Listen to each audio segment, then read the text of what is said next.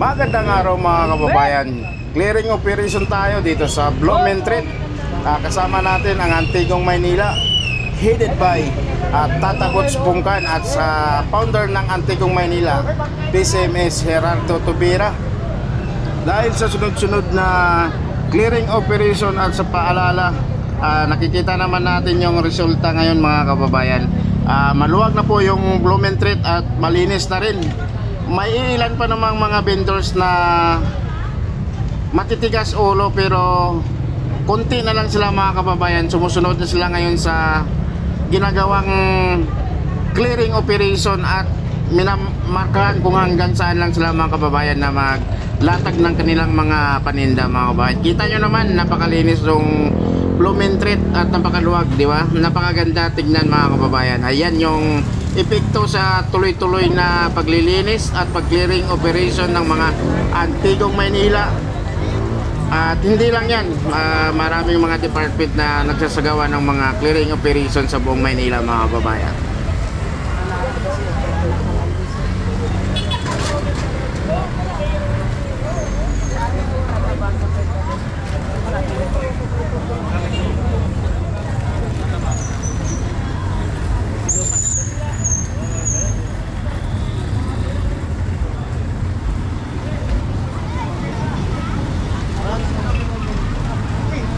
Ito mga kababayan, itong nagtitinda ng saging, sinita na ni Tata Butch dahil lumagpas na din ito sa guhit ng nilagay ng Manila City Hall. Ayan, kinausap na din yung may-ari ng saging para ayusin at iurong yung mga paninda na mga kababayan.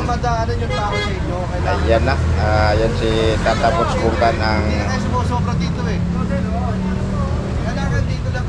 team leader ng Antigong Maynila mga kababayan. Yung mga tao, kawawa naman, no?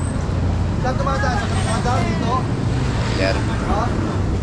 Ito yung gagawin nyo. Ano naman ito? Ha? Ano nyo to?